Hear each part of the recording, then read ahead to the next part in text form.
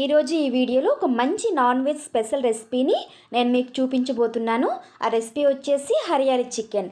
దీన్ని green chicken అని కూడా అంటారు. హాయ్ అండి, నమస్తే. నేను మీ జీవిత. వెల్కమ్ టు జీవిత తెలుగింటి రుచులు. చికెన్తో చాలా రకాల వెరైటీస్ రెసిపీస్ని మనం చేస్తూ ఉంటాము. బట్ ఏంటంటే నాకు పర్సనల్గా ఈ గ్రీన్ చికెన్ కర్రీ చాలా ఇష్టం. ఇది చూడడానికి కలర్ఫుల్గా, తినడానికి కూడా చాలా టేస్టీగా ఉంటుంది. అలాగే ఈ రెసిపీని చాలా ఈజీగా చేసుకోవచ్చు. పుదీనా అండ్ కొత్తిమీర ఫ్లేవర్ ఎంతో యమ్మీగా ఉంటుంది కాబట్టి దీన్ని మనం ఎక్కువగా కొన్ని డిషెస్లో మాత్రమే వాడగలం. అలాంటి కొన్ని స్పెషల్ డిషెస్లో ఈ గ్రీన్ చికెన్ కర్రీ ఒకటి. ఈ గ్రీన్ చికెన్ కర్రీని ఈ విధంగా కనుక చేసుకున్నట్లయితే చాలా టేస్టీగా యమ్మీగా కూడా ఉంటుంది. ఒక్కసారి ఈ విధంగా ఈ హరియాలి చికెన్ని చేసుకొని మీరు మీ ఇంట్లో వాళ్ళు తిన్నారంటే ఒక పీస్ కూడా వదలకుండా 5 నిమిషాల్లోనే ప్లేట్ మొత్తం ఖాళీ చేసేస్తారండి. అంత టేస్టీగా ఉంటుంది. ఈ కర్రీ అనేది ఏ వెరైటీ రైస్లోకైనా మరియు చపాతీ, పరోటా, పుల్కా, బటర్ నాన్ ఇలా ఎందులోకైనా బాగుంటుందండి. చాలా చాలా టేస్టీగా ఉంటుంది. ఈ హరియాలి చికెన్ అనేది సైడ్ డిష్గా కాకుండా ప్లెయిన్గా కూడా చాలా టేస్టీగా ఉంటుంది. మరి ఇంకా లేట్ చేయకుండా ఈ హరియాలి చికెన్ను టేస్ట్లో అచ్చం రెస్టారెంట్ స్టైల్లో ఫీల్ అయ్యే విధంగా ఇంట్లోనే క్విక్ అండ్ ఈజీ అండ్ టేస్టీగా ఎలా చేసుకోవచ్చు అనేది చూసేద్దామా. మరి ఈ గ్రీన్ చికెన్ కర్రీ చేయడానికి ఇక్కడ నేను 1/2 kg స్కిన్లెస్ చికెన్ను మీడియం పీసెస్గా కట్ చేసుకొని నీట్గా క్లీన్ చేసుకొని శుభ్రంగా 2 times వాష్ చేసుకుని తీసుకున్నాను. నెక్స్ట్ ఇందులో 1/2 స్పూన్ సాల్ట్ని యాడ్ చేసుకొని ఈ సాల్ట్ అనేది చికెన్ పీసెస్ అన్నిటికీ కూడా బాగా పట్టేటట్టు కలుపుకొని నెక్స్ట్ దీన్ని ప్రక్కన పెట్టేసుకోవాలి. ఈ రెసిపీలో మనం పసుపుని కానీ రెడ్ చిల్లీ పౌడర్ కానీ అసలు యూజ్ చేయట్లేదు. ఈ కర్రీకి కావాల్సిన ఇంగ్రీడియంట్స్ వచ్చేసి 1/2 kg చికెన్కి ఒక చిన్న సైజు కొత్తిమీర కట్టను, అలాగే ఒక చిన్న సైజు పుదీనా కట్టను తీసుకొని కొత్తిమీరను కారలతో సహా చిక్కి పుదీనా ఆకులు మాత్రమే తీసుకొని నీట్గా క్లీనింగ్ చేసుకొని చిన్న ముక్కలుగా కట్ చేసుకొని వాటిని ఒక ప్లేట్లో తీసుకోవాలి. కొలత ప్రకారం చెప్పాలంటే హ్యాండ్ఫుల్ కొత్తిమీర పుదీనాను తీసుకుంటే సరిపోతుంది. అలాగే 4 పచ్చిమిర్చిని, ఒక రెమ్మ కరివేపాకును, మీడియం సైజు 2 ఆనియన్ తరుగును, ఫ్రెష్గా దంచిన 1 స్పూన్ అల్లం వెల్లుల్లి పేస్ట్, అలాగే 6 నుంచి 7 కాజు పలుకులను, 1/2 కప్ పెరుగును తీసుకోవాలి. నెక్స్ట్ ఇంగ్రీడియంట్స్ మొత్తాన్ని ప్రక్కన పెట్టేసుకోండి. ఇప్పుడు ఒక మిక్సీ జార్ని తీసుకొని అందులో మనం ముందుగా కట్ చేసి పెట్టుకున్న కొత్తిమీర పుదీనాను వేసుకొని అలాగే పచ్చిమిర్చి కాజు పలుకులను కూడా ఇందులో వేసి ఇందులో కొంచెం వాటర్ని పోసి ఈ మొత్తాన్ని ఫైన్ పేస్ట్లా గ్రైండ్ చేసి పెట్టుకోవాలి. ఇలా మెత్తటి ఫైన్ పేస్ట్లా చేసుకున్న ఈ ప్యూరిని ఇప్పుడు దీన్ని ఒక ప్రక్కన పెట్టేసుకోండి. ఈ పేస్ట్ని వీడియోలో చూపిస్తున్నట్టు ఇంత మెత్తగా గ్రైండ్ చేసి పెట్టుకుంటే సరిపోతుంది.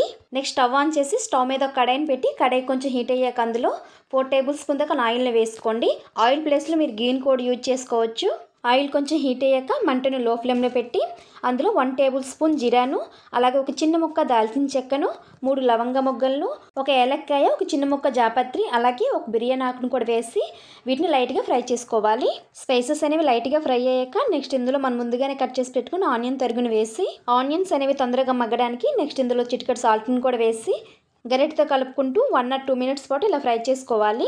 ఆనియన్స్ అనేవి ఇలా ఫ్రై అయ్యాక నెక్స్ట్ ఇందులో ఒక రెమ్మ కరివేపాకును, అలాగే 1 స్పూన్ అల్లం వెల్లుల్లి పేస్ట్ని కూడా వేసుకొని అల్లం వెల్లుల్లి పేస్ట్ అనేది పచ్చివాసన పోయేంత వరకు బాగా ఫ్రై చేసుకోవాలి. నెక్స్ట్ అల్లం వెల్లుల్లి పేస్ట్ పచ్చివాసన పోయి ఆనియన్స్ అనేవి ఇలా లైట్ గోల్డెన్ కలర్లోకి వచ్చిన తర్వాత నెక్స్ట్ ఇందులో మనం ముందుగానే రెడీ చేసి పెట్టుకున్న చికెన్ను ఇందులో వేసి ఒకసారి అంతటిని గరిటతో కలుపుకొని మంటను లో ఫ్లేమ్లో పెట్టి మూతను పెట్టి మధ్య మధ్యలో కలుపుకుంటూ 10 నిమిషాల పాటు కుక్ చేసుకోవాలి. మధ్యలో 5 నిమిషాల తర్వాత ఒకసారి మూతను తీసి చూస్తే చికెన్ నుంచి వాటర్ అనేది ఇలా రిలీజ్ అయి ఉంటుంది. ఇప్పుడు ఒకసారి గరిటతో అంతటిని ఒకసారి బాగా మిక్స్ చేసుకొని మూతను పెట్టి మంటను లో ఫ్లేమ్లో పెట్టి చికెన్లో ఉన్న వాటర్ అంతా ఎగిరిపోయేంత వరకు కుక్ చేసుకోవాలి. చికెన్లో ఉన్న వాటర్ అంతా ఎగిరిపోయిన తర్వాత నెక్స్ట్ ఇందులో 1/2 కప్ పెరుగును యాడ్ చేసుకోవాలి. గరిటతో ఒకసారి అంతటిని బాగా మిక్స్ చేసుకొని నెక్స్ట్ ఇందులో మనం ముందుగానే గ్రైండ్ చేసి పెట్టుకున్న మింట్ కొరియండర్ పేస్ట్ని ఇందులో యాడ్ చేసుకొని అదే మిక్సీ జార్లో కొంచెం వాటర్ పోసి సైడ్కి ఉన్న మిగతా పేస్ట్ని కూడా ఇందులో యాడ్ చేసుకోవాలి. నెక్స్ట్ ఇందులో 1/2 స్పూన్ సాల్ట్ని యాడ్ చేసుకోండి. ఇప్పుడు అంతటిని బాగా ఒకసారి గరిటతో మిక్స్ చేసుకొని గ్రీన్ పేస్ట్ అంతా పచ్చివాసన పోయేంత వరకు మంటను మీడియం టు లో ఫ్లేమ్లో అడ్జస్ట్ చేసుకుంటూ మూతను పెట్టి మధ్య మధ్యలో కలుపుకుంటూ 7 to 10 minutes పాటు కుక్ చేసుకుంటే సరిపోతుంది. 7 minutes తర్వాత మూతను తీసి చికెన్ మొత్తాన్ని ఒకసారి గరిటతో కలుపుకొని నెక్స్ట్ ఇందులో 1/2 స్పూన్ ధనియా పౌడర్ను, అలాగే 1/2 స్పూన్ జీరా పౌడర్ను, ఇంకా 1/2 స్పూన్ పెప్పర్ పౌడర్ను కూడా యాడ్ చేసి ఈ మసాలా అంతా చికెన్కి పట్టేటట్టు బాగా గరిటతో మిక్స్ చేసుకొని నెక్స్ట్ ఇందులో 1 glass వాటర్ అంటే 250 ml వరకు వాటర్ని పోసి అంతటిని ఒకసారి బాగా కలుపుకొని అలాగే 2 పచ్చిమిర్చిని కూడా యాడ్ చేసి ఈ టైంలో ఒకసారి టేస్ట్ చేసి ఉప్పు కారం ఏమైనా తక్కువ కనిపిస్తే ఈ సమయంలో యాడ్ చేసుకోండి. కారం కొంచెం ఎక్కువగా తినేవారైతే ఎక్స్ట్రాగా మరొక 2 పచ్చిమిర్చిని యాడ్ చేసుకోండి.